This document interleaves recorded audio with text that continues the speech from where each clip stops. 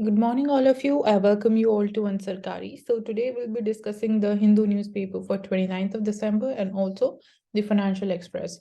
So we see that in the state of Maharashtra, it passes the Loka Yukta bill that will be bringing Chief Minister and Council of Ministers under its ambit. So this is basically for the anti-corruption ombudsman that is basically Loka Yukta would be appointed for the state.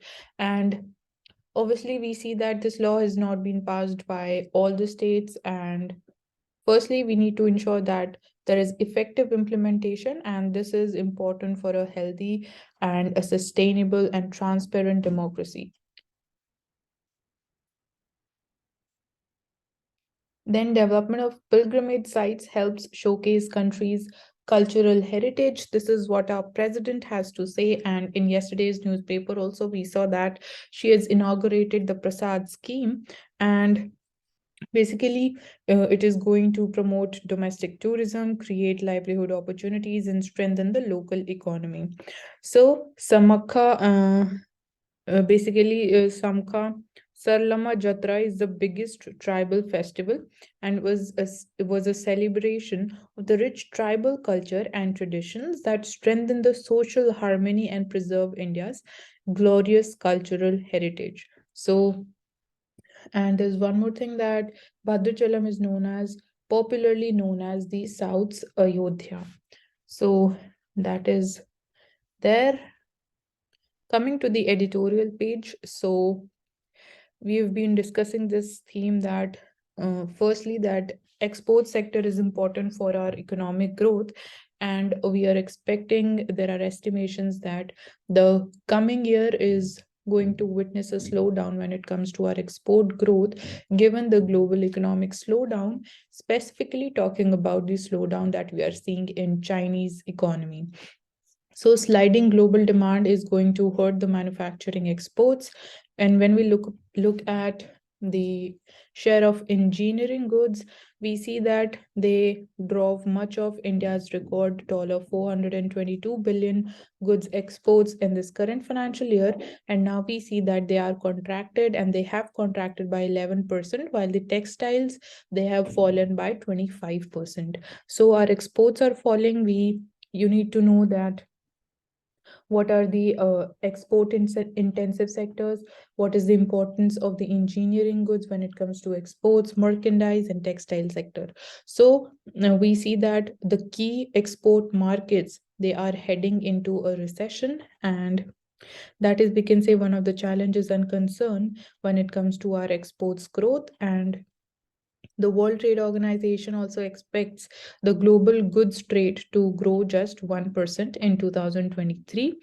And services exports and remittances inflows, they may cushion India's current account deficit from the goods trade imbalance and restrict economy's external vulnerabilities. So that is, we can say, one of the safer sides, or the element that is going to help us.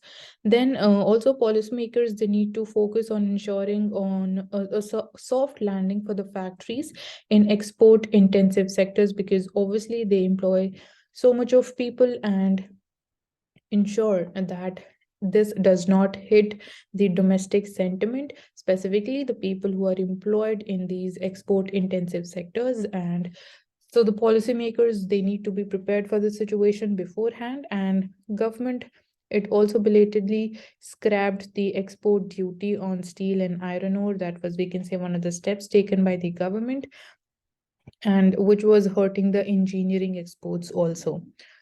Then, talking about raising India's share in the global trade pie, we can look at the performance of specifically the Southeast Asian economies and the steps they took to which led to their good performance when we talk about their global trade. So we can look at the economies like Vietnam, Cambodia, Bangladesh, and China, who saw their global trade share rise even when the global trade growth itself slowed in the years before COVID-19.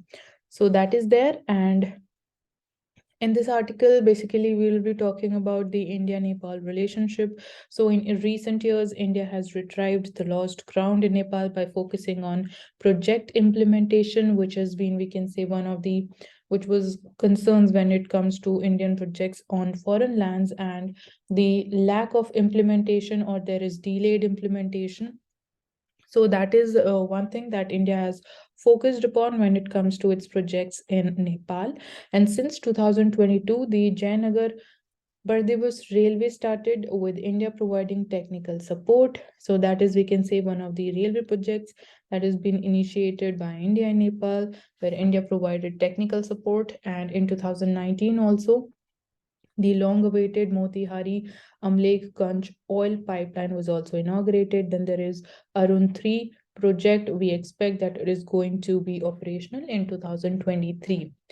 Talking about what are some of the pending issues which needs to be addressed. So the foremost is the demonetized Indian currency issue, which has been pending since 2016 when the Indian currency was demonetized.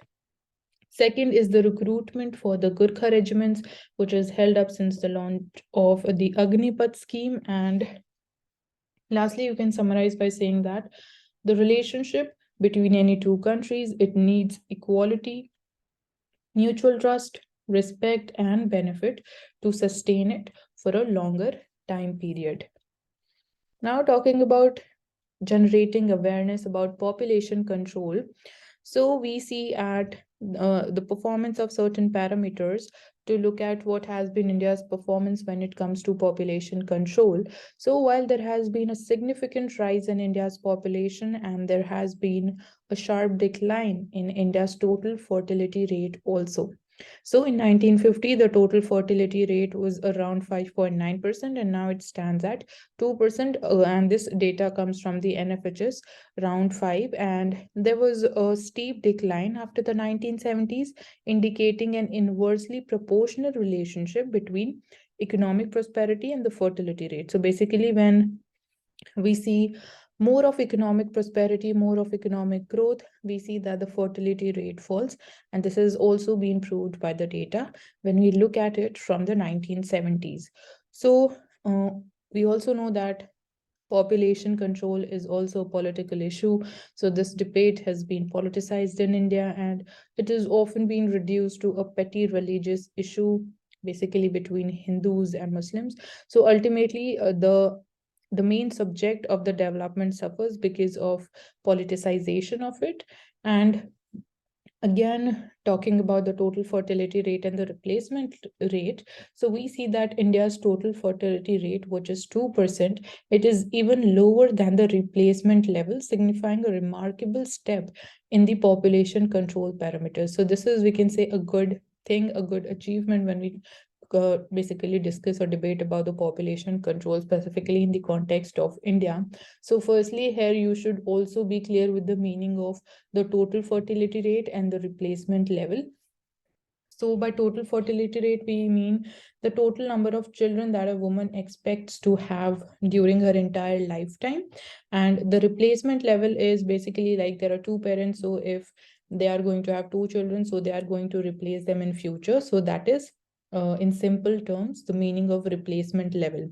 So we are seeing that total fertility rate is now below the replacement level.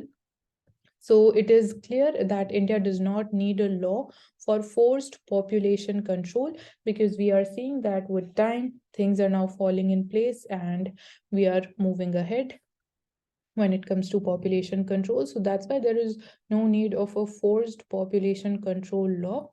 And also, when we look at certain case studies of other economies who followed the process of forced population control measures, they have not shown any promising results in the countries which basically followed this, we can say, practice.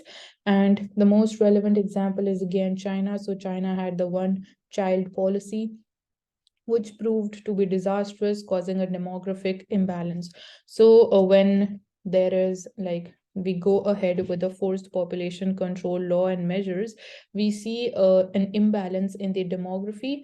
And also now we seeing that the population of China is aging faster than in any other modern country. So that is one of the challenges that is there. And we need to focus upon the health infrastructure also. So India needs to adopt population control measures, but the focus it should be on strengthening the public health infrastructure and raising awareness about the need for the population control, which can be done through obviously the technology, the social media. And United Nations data shows that there is a projected rise in the population of older people and decline in the young population in many countries. And this trend started from the developed countries, from the rich countries such as Japan, and now we are witnessing it in even in the developing countries, specifically those in Southeast Asia also. So among these trends, implementing a forced population control can only have negative consequences, and that's why we do not require any law that has to be forced upon people to control the population, because we are already moving in the desired direction as the data shows us. Then talking about MG Narega, so there are certain, we can say, challenges that exist in this scheme. So firstly, we know that there are wage delays, which is a chronic problem in the scheme, and delays in the funds dispersal to the states were also on account of the procedural delays and an overhauling of the public financial management system. Then while an emphasis on reducing the misuse is also necessary, so the funds are also misused. The purpose for which they are meant for, they are not used for that purpose, and that's how they get misused. So that is also one of the challenges. So basically, there are three challenges: wage delays, then delay in dispersal of funds from the center, and misuse of the funds. And government has recently now come up with a digital capture of MG Narega's attendance, which has been made mandatory at the work sites. So we'll be using the technology to record the attendance of the workers. And despite issues such as the lack of technical support, so however, we have come up with this thing that will be digitally recording the attendance of the workers, but we have basically we're not meeting the prerequisites that are needed to implement this step. So there is lack of technical support. Now it will be necessary to own a smartphone when it comes to the workers that are willing to work under MG Narega. We need a workable internet connection at the sites. So these things are not, we can say, fully functional right now. And uh, obviously this recording the attendance in a digital format is not going to bear fruits. So a scheme such as MG Narega, it needs to evolve while keeping its core idea of a demand-driven work allocation intact. So obviously, as things are changing, technology is changing, and challenges, new and new challenges are coming up in this scheme. So obviously, it needs to evolve accordingly, ensuring that these challenges are resolved on timely basis and fulfilling the core idea behind it, that is the demand-driven work allocation. Then, talking about an attempt by the government at decriminalization. So, we'll be looking at a recent bill that has been tabled in the Union Parliament, that is the Jan Vishwas bill. What are its objective and what are its shortcomings? So the bill has been tabled with the objective of decriminalizing 183 offenses across 42 legislations and enhancing the ease of living and doing business in India. So that is, we can say, the main objective behind introducing this bill in the parliament, and an attempt to reverse the trend of over criminalization. So that is, we can say, the main idea behind it. And the act of criminalization, it often becomes a medium for the governments to put across its strong image as opposed to punishing the wrongful conduct. So that's how we can say it is, these laws are, the criminal laws are misused by the government to portray itself as, to portray a strong image of itself, but it fails to punish the wrongful conduct. And governments, they offer little in the way of justifications to support such decisions also. So there is no justification on the part of the government behind the decisions it takes in this context. And this phenomenon has been termed as over criminalization by scholars. Looking at the data, so the National Judicial Data Grid, it says that of the 4.3 crore pending cases, nearly 3.2 crore cases are in relation to criminal proceedings. So that is, we can say, the share more than 50%, and growing number of pending criminal cases, they share a direct relationship with the number of criminal laws. So more the number of criminal laws, we'll say more number of criminal cases coming up, and the rise in the prison population is also proof of over criminalization. And also, as per the National Crime Records Bureau's prison statistics of 2021, a total of 5.5 lakh prisoners, they were confined in the prisons against the total capacity of only 4.25 lakh.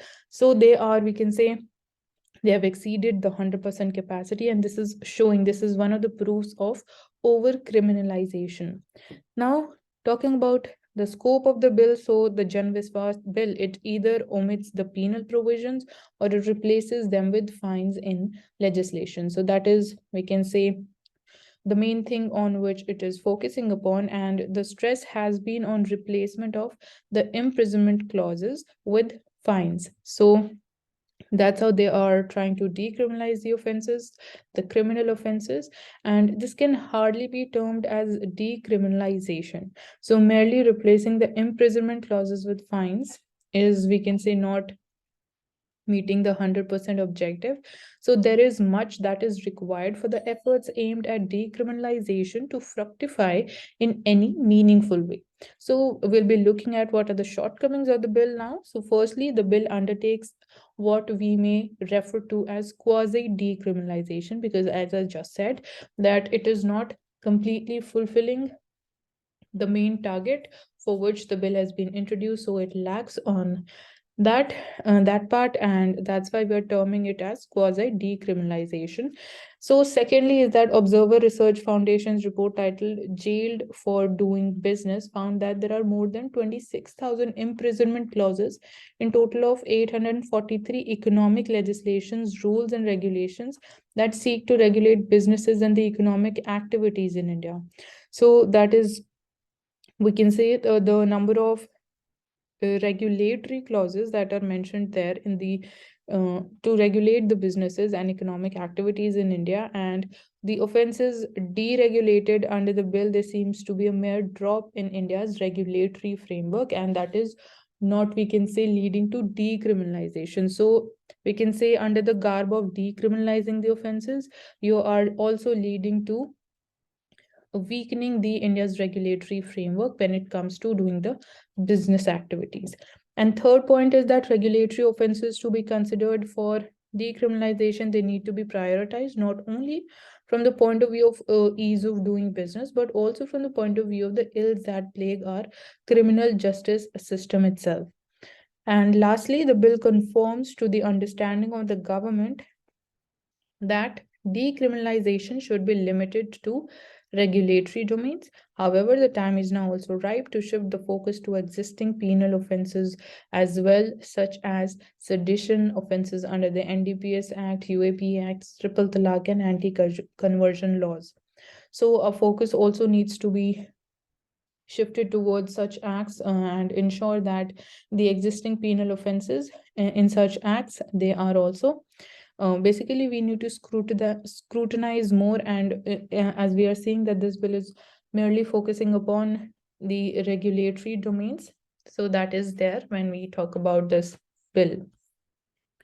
Talking about the recent proposal to ban the sale of single cigarettes. So single cigarettes, basically you can buy a single cigarette from the market, and the Parliamentary Standing Committee on Health and Family Welfare, in its latest report about the cancer management, prevention, and diagnosis, it recommended that the government institute a ban on the sale of these single cigarettes, and government also increase the taxes on all the tobacco products and utilize that acquired revenue from the taxes on such products for cancer prevention and awareness. So talking about the National Health Policy 2017, it has a target of a relative reduction in the current tobacco use by 30% by 2025. So this can come up in prelims.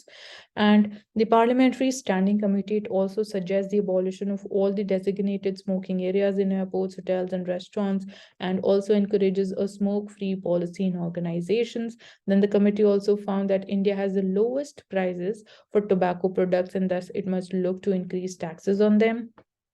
And talking about oral cancer, so it accounts for the highest proportion of cancer cases in India. And additionally, the committee also sought a ban on Gutkan pan masala alongside a prohibition on the direct and indirect advertisements. Also, they are, we can say, freely advertised on televisions, on even we can say internet, on OTT platforms, where basically they are advertised on the garb of a mouth freshener. So these tobaccos and their advertisements, they needs to be completely banned, and they are even popularly endorsed by the celebrities also. So in India, more than 80% of the tobacco consumption is in the form of chewing tobacco, which is aggressively marketed as a mouth freshener. So this needs to be completely banned. And talking about nicotine in tobacco products, which is highly addictive and without cessation support, only 4% of the users who attempt to quit tobacco consumption, they will succeed. And this is according to the WHO. So the government must also consider instituting vendor licensing. So since we are talking about banning these sale of single cigarettes, the we can say the roots of it must start from not providing the vendor licensing to produce these cigarettes.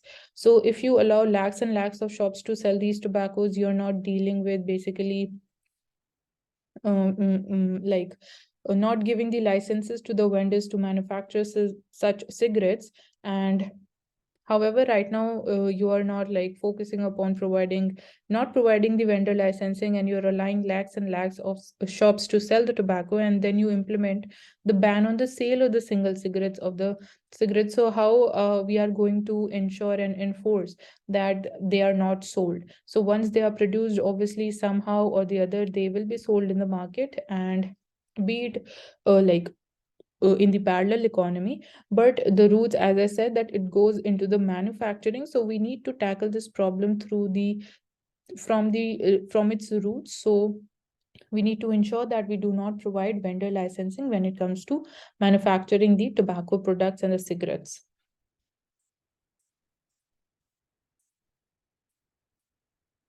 Then talking about one of the first ever programs to be launched worldwide by the G20 initiative by India. It includes, basically, it is inviting the world to make use of India's stack. So India Stack is India's set of open APIs and the digital public goods, and announcing that India would soon also similarly open up its telecom stack also.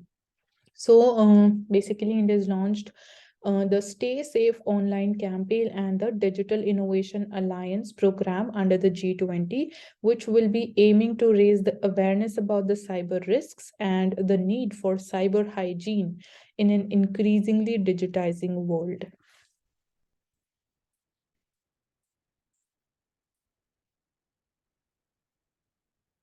Then on the business page, we see that FDI is chasing services sector despite manufacturing push. So despite the government promoting Make in India in the manufacturing sector, the FDIs, they are still inclined more towards the services sector. And we see that this trend is likely because doing business in the services sector is less complicated than in the manufacturing in India. And when we talk about FDI that is flowing in the manufacturing also, that is also not greenfield or fresh investments. And talking about the share of different sectors within the services sector, so trading, telecom, banking, insurance, IT business, outsourcing in hotels and tourism, they have been the favorites of the FDIs. Now talking about the civil aviation, so that is seeing a strong V-shaped recovery. So that is, we can say, positive news when we talk about the civil aviation sector. And talking about the trade pacts, the free trade agreements with Australia, UAE, that is going to help boost our exports. And when we see the performance of the FTA that we signed with UAE, so we see Gems and jewelry exports to the region, they have witnessed an overall growth of 20%. So we can say one of the positives, that positive outcome of signing an FTA that we are seeing as of now with UAE, and we also expect the same with the other countries. Now let's move to the Financial Express.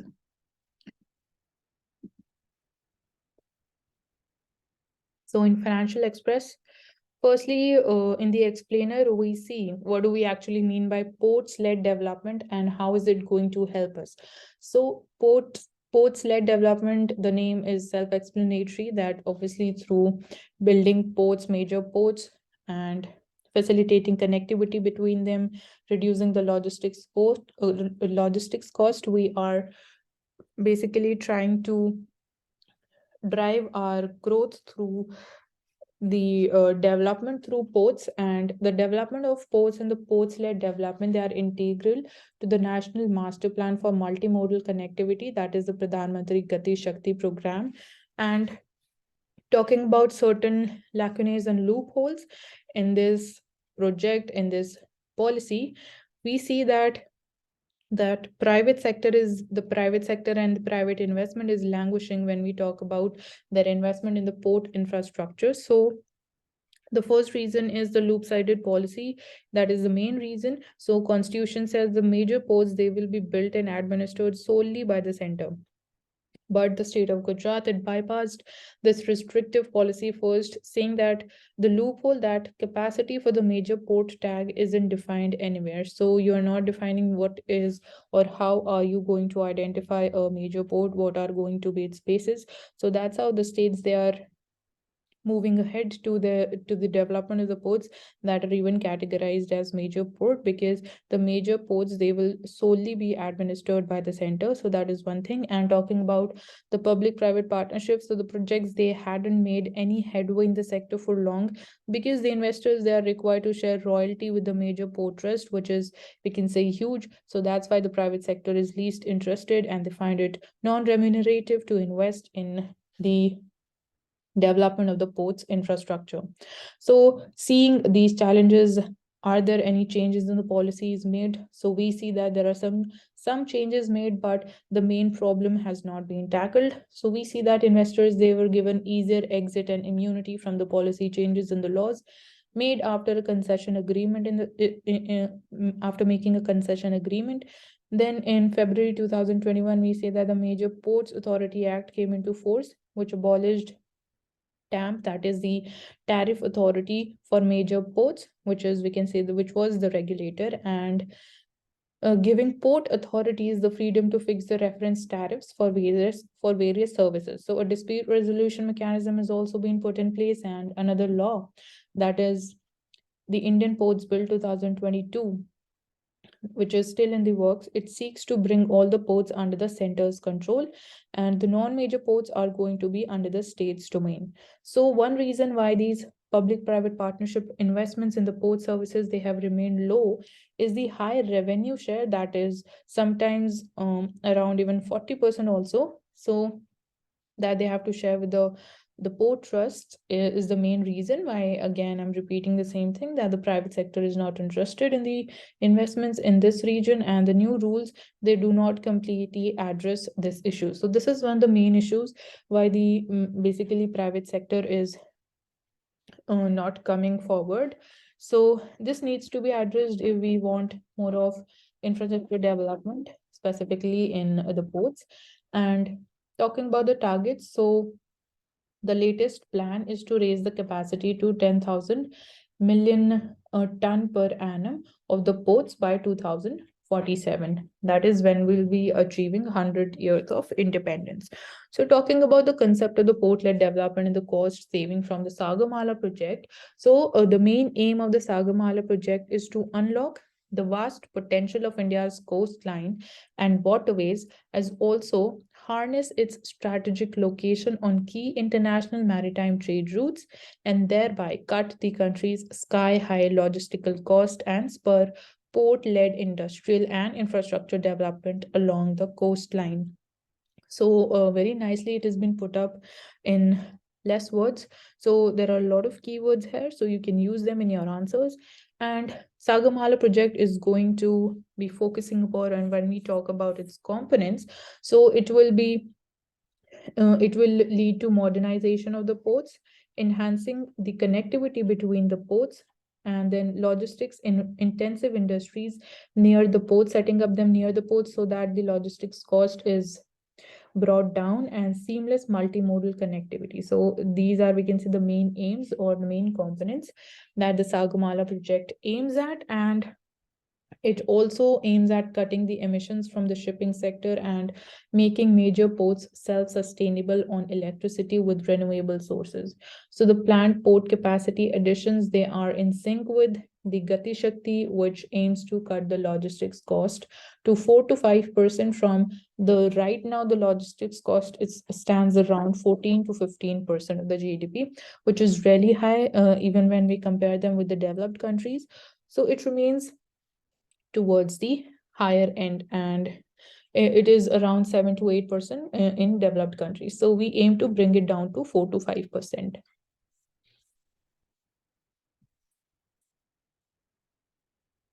Then in the editorial section, we'll be taking up the IBC, that is the Insolvency and Bankruptcy Code. So RBI believes that IBC, it is probably the best mechanism for creditors to recover their dues, and in response to the criticism over the massive haircuts.